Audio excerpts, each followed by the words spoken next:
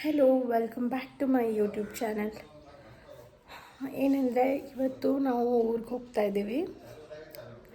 9 ತಿಂಗಳು ಆದಮೇಲೆ ಊರಿಗೆ ಹೋಗ್ತಾ ಇದ್ದೀವಿ. ಆ್ಯಕ್ಚುಲಿ ನಿಮ್ಮ ಜೊತೆ ನಾನು ಒಂದು ವಿಚಾರನ ಶೇರ್ ಮಾಡ್ಕೋಬೇಕು. ಏನಂದರೆ ನಾನು ದಾವಣಗೆರೆಯಿಂದ ನಮ್ಮೂರಿಗೆ ನನ್ನ ಮಗನ ಕರ್ಕೊಂಡು ಬಂದಾಗ ನಾವಿದ್ವಲ್ಲ ಆ ಮನೆಯಿಂದ ಬೇರೆ ಮನೆಗೆ ಶಿಫ್ಟ್ ಆಗಿದ್ದೀವಿ. ಇವಾಗ ಆ ಮನೆ ನನ್ನ ಮಗನಿಗೆ ಮಾತ್ರ ಅಲ್ಲ, ನನಗೂ ಕೂಡ ಹೊಸದೇ. ನನ್ನ ಮದುವೆ ಆದಾಗ ನಾನು ನನ್ನ ತವ್ರ ಮನೆಯಿಂದ ಗಂಡನ ಮನೆಗೆ ಹೋದಾಗ ಎಷ್ಟು ಬೇಜಾರಾಗ್ತಿತ್ತು. ನಮ್ಮ ಮನೆಯವರೆಲ್ಲ ಎಷ್ಟು ಹತ್ತಿದ್ರು, ಅದಕ್ಕಿಂತ ಜಾಸ್ತಿ ಇವಾಗ ಅಳ್ತಿದ್ದಾರೆ, ಇವಾಗ ಬೇಜಾರು ಮಾಡ್ಕೋತಿದ್ದಾರೆ. ಯಾಕಂದರೆ ಆಬ್ವಿಯಸ್ಲಿ ಹೆಂಗಾಗತ್ತೆ ಅಂದರೆ ಎಲ್ಲರ ಲೈಫಲ್ಲೂ ಒಂಥರ ಆವರಿಸ್ಕೊಂಡ್ಬಿಟ್ಟಿದ್ದಾನೆ. ಅಷ್ಟು ಚೆನ್ನಾಗಿ ಮಿಕ್ಸ್ ಆಗಿಬಿಟ್ಟಿದ್ದಾನೆ, ಎಲ್ಲರ ಜೊತೆ ಬ್ಲೆಂಡ್ ಆಗಿಬಿಟ್ಟಿದ್ದಾನೆ, ಅಷ್ಟು ಹಚ್ಕೊಂಡಿದ್ದಾನೆ. ಮನೆಯವರೆಲ್ಲರೂ ಕೂಡ ಅವನ್ನ ಅಷ್ಟೇ ಹಚ್ಕೊಂಡಿದ್ದಾರೆ. ಅವನ್ನ ಬಿಟ್ಟು ಅವ್ನು ನೋಡ್ದಂಗೆ ಮನೇಲಿ ಹೊರಗಡೆ ಹೆಚ್ಚೇನೆ ಇಡಲ್ಲ ಅನ್ನೋ ಲೆಕ್ಕಕ್ಕೆ ಆಗಿದ್ದಾರೆ ಎಲ್ಲರೂ. ಇವಾಗ ನನ್ನನ್ನು ಕಳಿಸ್ಕೊಡೋದಕ್ಕಿಂತ ಅವನ್ನ ಕಳಿಸ್ಕೊಡೋದಿದೆಯಲ್ಲ, ಎಲ್ಲರಿಗೂ ಒಂಥರ ಬಿಗ್ ಟಾಸ್ಕ್ ಆಗಿಬಿಟ್ಟಿದೆ. ಮನೇಲಿ ತುಂಬ ಬೇಜಾರು ಮಾಡ್ಕೊತಿದ್ದಾರೆ. ಒಂದು ವಾರ 15 ದಿವಸದಿಂದ ದಿನ ನೆನೆಸ್ಕೊಂಡು ಕೌಂಟ್ ಡೌನ್ ಮಾಡ್ತಿದ್ದಾರೆ. ದಿನ ಕೌಂಟ್ ಮಾಡ್ತಾಯಿದ್ರು ಎಲ್ಲರೂ. ಅಯ್ಯೋ ಇನ್ನೊಂದು 4 ದಿನ, ಇನ್ನೊಂದು 15 ದಿನ, ಈ ಥರ. ಇವಾಗ ಆ ದಿನ ಬಂದೇ ಬಿಡ್ತು. ಸೊ ನಾನು 9 ತಿಂಗಳು ಇದ್ದಿದ್ದೇ ಜಾಸ್ತಿ ಅನ್ಬೋದು. ಆ್ಯಕ್ಚುಲಿ ನಾನು ಮದುವೆ ಆದಾಗಿಂದ ನಾನು ಲಿಟ್ರಲಿ ಹೆಂಗೆ ಗೊತ್ತಾ, ನಾನು ತವ್ರ ಮನೆಗೆ ಬಂದು ಒಂದು 4 ದಿನ ಇದ್ದಿದ್ದು ಹೆಚ್ಚು. ನಾನು ಬರ್ತಿದ್ದು ನಮ್ಮ ಮನೆಯವ್ರ ಜೊತೆ ಬರ್ತಿದ್ದೆ, ಅವ್ರ ಜೊತೆನೇ ರಿಟರ್ನ್ ಹೋಗ್ತಿದ್ದೆ, ನಾನು ಉಳಿತಾನೆ ಇರಲಿಲ್ಲ. ಬಟ್ ಇವಾಗ ಹೆಂಗಾಗಿದೆ ಅಂದರೆ ನಾವಿಬ್ಬರೇ ಇರೋದ್ರಿಂದ ಮನೇಲಿ ಒಂಥರ ಭಯ. ಹೆಂಗೆ ಮ್ಯಾನೇಜ್ ಮಾಡ್ತಾರೋ, ಹೆಂಗೆ ಕೇರ್ ಮಾಡ್ತಾರೋ. ಇಷ್ಟು ದಿನ ಅಂತೂ ನಿಮ್ಗೆಲ್ಲರಿಗೂ ಗೊತ್ತಿದೆ, ನನ್ನ ಮಗನ ಬಗ್ಗೆ ನಾನು ಕೇರ್ ತೊಗೊಳೋದಕ್ಕಿಂತ ಅಥವಾ ನನ್ನ ಮಗನ್ನ ನಾನು ನೋಡ್ಕೊಳ್ಳೋದಕ್ಕಿಂತ 1000 ಪಟ್ಟು ನಮ್ಮ ಮನೆಯವರೆಲ್ಲರೂ ನೋಡ್ಕೊಂಡಿದ್ದಾರೆ. ನನ್ನ ತಂಗಿರೋ ಅದು ಅಂತಾರಲ್ಲ, ಚಿಕ್ಕಮ್ಮಂದ್ರಿಗೂ ಕೂಡ ಅಕ್ಕನ ಮಕ್ಕಳೇ ಮೊದಲನೇ ಮಕ್ಕಳಾಗಿರ್ತಾರೆ ಅಂತ. ಹಾಗೆ ಆ್ಯಕ್ಚುಲಿ ನನ್ನ ತಂಗಿರೆಲ್ಲ ನನ್ನ ಮಗನ್ನ ಎಷ್ಟು ಕೇರ್ ಮಾಡಿದ್ದಾರೆ, ಎಷ್ಟು ಪ್ಯಾಂಪರ್ ಮಾಡಿದ್ದಾರೆ ಅಂದರೆ ನನ್ನ ಮಗ ನೆನೆಸ್ಕೊತಾನೆ ಇರಲಿಲ್ಲ. ಬರೀ ಹಾಲು ಕುಡಿಯೋಕ್ಕೆ ಮಾತ್ರ ನನ್ನ ಹತ್ರ ಬರೋನು. ಇಲ್ಲ ಅಂತಂದರೆ ಅವನಿಗೆ ಮುಗೀತು. ಅವನಿಗೆ ತಾತ, ಚಿಕ್ಕಪ್ಪ, ದೊಡ್ಡಪ್ಪ, ಅಜ್ಜಿ, ಅಜ್ಜ ಇವ್ರ ಹತ್ರನೇ ಒಂದು ಟೈಮ್ ಹೋಗ್ತಾಯಿತ್ತು. ಇವಾಗ ಗೊತ್ತಿಲ್ಲ ಅಲ್ಲಿ ಹೋಗಿ ಸಡನ್ನಾಗಿ ಅವ್ನು ಹೆಂಗೆ ಅಡ್ಜಸ್ಟ್ ಆಗ್ತಾನೆ ಅಂತ. ನೋಡೋಣ ಹೆಂಗಿರುತ್ತೆ ಅಂಥೇಳಿ. ನಾನಂತೂ ನನ್ನಂತ ಹೆಂಗಾಗಿದೆ ಅಂದರೆ ಲಿಟ್ರಲಿ ಮದುವೆಗಿಂತ ಮುಂಚೆ ಹೆಂಗಿದ್ನು ಮನೇಲಿ ಹಾಗೆ ಇದ್ದೆ ನಾನು. ಒಂದು ಕೆಲಸ ಇಲ್ಲ, ಏನೂ ಇಲ್ಲ ಅನ್ನಂಗೆ. ಇವಾಗೆಲ್ಲ ಒಂಥರ ಹೆಂಗೆ ಅಡುಗೆಯಿಂದ ಹಿಡಿದು ನಾನು ರಿಟರ್ನು ಕ್ಯಾಚ್ ಮಾಡಬೇಕು ಅಂದರೆ ನಮಗೊಂದು ಸ್ವಲ್ಪ ಕಷ್ಟ ಆಗುತ್ತೆ. ಬಟ್ ಹೋಗೋದು ತುಂಬ ಖುಷಿ ಇದೆ. ಯಾಕಂದರೆ ಇಷ್ಟು ದಿನ ನಮ್ಮ ಮನೆಯವರು ಒಬ್ಬರೇ ಇದ್ದರು. ಇವಾಗ ಮತ್ತೆ ಹೋಗಿ ನಾವು ಜಾಯಿನ್ ಆಗ್ತೀವಿ. ನಿಮಗೆ ನನ್ನ ಫ್ಯಾಮಿಲಿ ಅಲ್ಲಿ ಹೆಂಗಿರುತ್ತೆ ಅಂತ ಇಷ್ಟು ದಿನ ನಾನು ನನ್ನ ತವ್ರ ಮನೆ ಫ್ಯಾಮಿಲಿನ ತೋರಿಸಿದ್ದೀನಿ. ಇನ್ನು ನಮ್ಮ ಮೂವರ ಜೀವನ ಹೆಂಗಿರುತ್ತೆ, ನಾವು ಮೂವರು ಯಾವ ಥರ ಇರ್ತೀವಿ ಮನೇಲಿ ಅನ್ನೋದನ್ನು ನಿಮ್ಮ ಜೊತೆ ನಾನು ಅಪ್ಡೇಟ್ಸ್ ಕೊಡ್ತಾ ಹೋಗ್ತೀನಿ. ದಯವಿಟ್ಟು ನನ್ನ ಚಾನಲ್ನ ಹೀಗೆ ಫಾಲೋ ಮಾಡಿ ಪ್ಲೀಸ್. ನನ್ನ ಚಾನಲ್ನ ನೋಡಿ ಸಬ್ಸ್ಕ್ರೈಬ್ ಮಾಡಿ. ಸೊ ಬನ್ನಿ ಹೋಗೋಣ.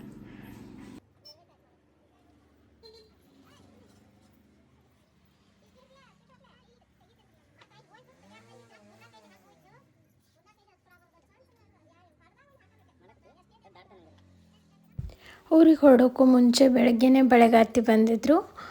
ಸೊ ಹೊರಡೋಕ್ಕೂ ಮುಂಚೆ ಬಳೆ ಉಡಿಸಿ ಕಳಿಸ್ತಾರಲ್ವ, ಬೆಳಗ್ಗೆನೇ ಬಂದು ಅವರು ಬಳೆ ಉಡಿಸಿದ್ರು.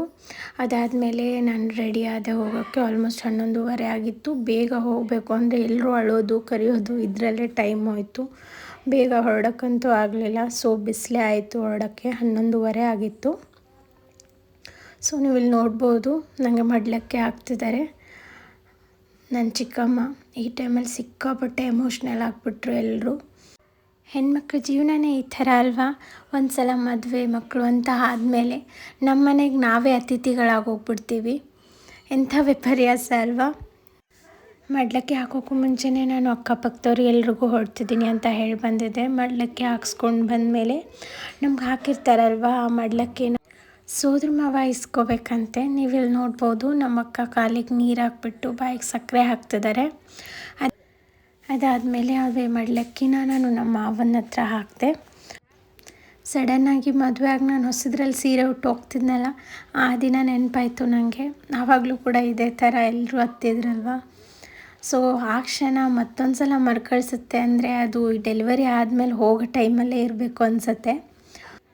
ಬಟ್ ಆವಾಗಿನಕ್ಕಿಂತ ಇವಾಗ ತುಂಬ ಡಿಫಿಕಲ್ಟ್ ಆಗಿರುತ್ತೆ ಹೊರಡೋದು. ಅದಾದಮೇಲೆ ಎಲ್ಲರ ಕಾಲಿಗೂ ಬಿದ್ದು ಆಶೀರ್ವಾದ ತೊಗೊಂಡು ಹೊರಡೋ ಟೈಮ್ ಆಗಿತ್ತು. ಹೊರಡೋಕ್ಕೆ ಆಲ್ರೆಡಿ 12 ಗಂಟೆ ಆಗಿತ್ತು. ನೀವಿಲ್ಲಿ ನೋಡ್ತಿದ್ದೀರಲ್ಲ ನಮ್ಮ ಚಿಕ್ಕಮ್ಮ ಎಷ್ಟು ಅಳ್ತಿದ್ದಾರೆ ಅಂತ.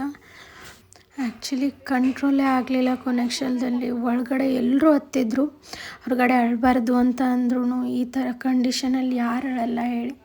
ಮೊಮ್ಮಗ ಅಂದರೆ ಎಲ್ರಿಗೂ ಪ್ರಾಣ ಅವ್ರಿಗೆ. ಅವನ್ನ ಬಿಟ್ಟಿರೋದಂದರೆ ತುಂಬ ಕಷ್ಟ ಅಲ್ವಾ. ಅದರಲ್ಲಿ ಸಮೀಪ ಇದ್ದರೆ ಬೇರೆ, ನಾವಿರೋದು 300 ಕಿಲೋಮೀಟ್ರ್ ದೂರ, ಅದು ಇನ್ನೊಂಥರ ದೂರನ ಹೆಚ್ಚಿಸುತ್ತೆ ಅಂತ ಹೇಳ್ಬೋದು. ಸೊ ನೀವಿಲ್ಲಿ ನೋಡ್ಬೋದು ನನ್ನ ಮಗ ಅವ್ರ ತಾತ ಮತ್ತು ದೊಡ್ಡಪ್ಪನ ಬಿಡ್ತಾನೇ ಇರಲಿಲ್ಲ. ಅವ್ರನ್ನ ಹಿಡ್ಕೊಂಡು ಕೂತ್ಕೊಂಡಿದ್ದ. ಅವನಿಗೆ ಬೈಕ್ ಬೇಕಾಗಿತ್ತು ಕಾರ್ಗಿಂತ ಜಾಸ್ತಿ. ನೀವಿಲ್ಲಿ ನೋಡ್ಬೋದು ನಾವು ಹೊರಡಬೇಕಾದ್ರೆ ನಮ್ಮನೆ ಅಕ್ಕಪಕ್ಕದವ್ರೆಲ್ಲರೂ ಬಂದು ನಿಂತ್ಕೊಂಡಿದ್ರು. ಬರಬೇಕಾದ್ರೆ ಒಂದು ಸಲ ಅವ್ರ ಅಜ್ಜನ ಮೇಲೆ ಹೋಗೋನು, ಇನ್ನೊಂದು ಸಲ ಮುತ್ತಜ್ಜನ ಮೇಲೆ ಹೋಗೋನು, ಮತ್ತು ದೊಡ್ಡಪ್ಪನ ಮೇಲೆ ಹೋಗೋನು. ಒಬ್ಬರ ಮೇಲಿಂದ ಒಬ್ಬರ ಮೇಲೆ ಹೋಗ್ತಾ ಇದ್ದ, ಬರೋಕ್ಕೆ ತಯಾರಿರಲಿಲ್ಲ ಅವನು. ಅದಾದಮೇಲೆ ಅವ್ರ ಅಪ್ಪನ ಹತ್ರ ಬಂದ, ಮತ್ತೆ ಕಾರಿಂದ ಇಳಿತಾ ಇದ್ದ. ಹೀಗೆ ಸುಮಾರು ಹೊತ್ತು ಹೊರಗಡೆನೇ ಆಯಿತು. ಅದಾದಮೇಲೆ 12:30 ಅಲ್ಲಿಂದ ಹೊರಟ್ವಿ. ನೀವಿಲ್ಲಿ ನೋಡ್ಬೋದು ನಮ್ಮನ್ನು ಊರಿಗೆ ಕಳ್ಸೋಕ್ಕೆ ಅಂತ ನಮ್ಮ ಮಮ್ಮಿ, ನಮ್ಮ ಅಕ್ಕ, ನಮ್ಮ ಮಧು, ಭೂಮಿಕಾ ಎಲ್ಲರೂ ಬರ್ತಾಯಿದ್ರು. ನಾವಿಷ್ಟು ಜನ ಹೋಗ್ತಾಯಿದ್ವಿ. ನಮ್ಮೂರಿಂದ ದಾವಣಗೆರೆ 300 ಕಿಲೋಮೀಟ್ರ್ ಆಗುತ್ತೆ. ಸೊ ನಾವು ಮಧ್ಯಾಹ್ನ ಹೊರಟಿದ್ವಿ. ಆಲ್ಮೋಸ್ಟ್ ಸಂಜೆ 6:30-7 ಗಂಟೆ ಆಗುತ್ತೆ ಅಂತ ಅಂದ್ಕೊಂಡಿದ್ವಿ ಹೋಗೋಕ್ಕೆ.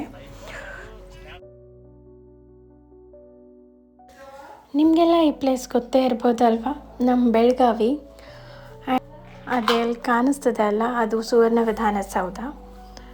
ಇದು ಒಂಥರ ನಮ್ಮ ಬೆಳಗಾವಿ ಹೆಮ್ಮೆ ಅಂತಲೇ ಹೇಳ್ಬೋದು.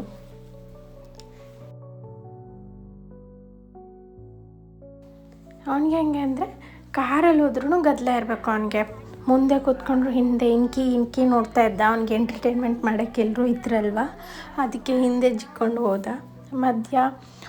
ಮುಂದೆ ಧಾರವಾಡದಲ್ಲಿ ಊಟಕ್ಕೆ ನಿಲ್ಲಿಸಿದ್ವಿ. ನೀವಿಲ್ಲಿ ನೋಡ್ತಿದ್ದೀರಲ್ಲ ರಾಜಸ್ಥಾನ್ ಧಾಬಾ, ಇಲ್ಲೇ ಊಟ ಮಾಡಿದ್ವಿ. ಮೊದಲು ಮಸಾಲ ಪಾಪಡ್ ಆರ್ಡ್ರ್ ಮಾಡಿದ್ವಿ. ಅದಾದಮೇಲೆ ಕಾಜು ಕುರ್ಮಾ ಮತ್ತು ಪನ್ನೀರ್ ಕರಿ ಫುಲ್ಕಾ ಆರ್ಡ್ರ್ ಮಾಡಿದ್ವಿ. ಅದಾದಮೇಲೆ ಜೀರಾ ರೈಸ್ ಆರ್ಡ್ರ್ ಮಾಡಿದ್ವಿ. ಇದಿಷ್ಟು ಊಟ ಮಾಡಿದ್ವಿ. ಊಟ ತುಂಬ ಚೆನ್ನಾಗಿತ್ತು ಅಂತ ಹೇಳ್ಬೋದು. ಒಂಥರ ಡಾಬಾ ಸ್ಟೈಲ್ ಊಟ ಅಲ್ವಾ, ಸಖತ್ತಾಗಿರುತ್ತೆ. ಆ್ಯಂಡ್ ಅಲ್ಲಿಂದ ಹೊರಟ್ವಿ. ಸುಮಾರು 3:30 ಆಗಿತ್ತು ಅರೌಂಡು. ನಾವು ದಾವಣಗೆರೆ ರೀಚ್ ಆಗೋಷ್ಟರಲ್ಲಿ 5:45-6 ಗಂಟೆ ಆಗಿತ್ತು. ನೀವು ನೋಡ್ತಿದ್ದೀರಲ್ಲ ನನ್ನ ಮಗ 9 ದಿನ ಇದ್ದಾಗ ನಾವು ದಾವಣಗೆರೆಯಿಂದ ನಮ್ಮೂರಿಗೆ ಕರ್ಕೊಂಡು ಹೋಗಿದ್ವಿ. ಇವಾಗ ಅವನಿಗೆ 9 ತಿಂಗಳು ಮುಗೀತು. ಸೊ ಇವಾಗ ಅಲ್ಲಿಂದ ಕರ್ಕೊಬಂದ್ವಿ. ಎಲ್ಲಿ ಬಂದ್ವಿ ಗೊತ್ತಾ ನಿಮಗೆ? ಹೌದಾ ಹೌದಾ ಎಲ್ಲಿ ಬಂದ್ವಿ ನಾವು? ಹೌದಾ ದಾವಣಗೆರೆಗೆ ಬಂದ್ವಾ?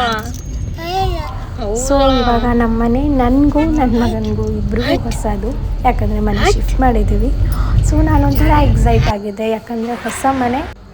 ಇನ್ನೊಂದು ಕಡೆ ಹಳೆ ಮನೆನ ತುಂಬ ಮಿಸ್ ಮಾಡ್ಕೋತಾ ಇದ್ದೆ. ಯಾಕಂದರೆ ಅಲ್ಲಿ ನಾನು ತುಂಬ ನೆನಪುಗಳಿದೆ. ನನ್ನ ಹೋಲ್ ಪ್ರೆಗ್ನೆನ್ಸಿನ ನಾನು ಅಲ್ಲೇ ಕಳೆದಿದ್ದೀನಿ.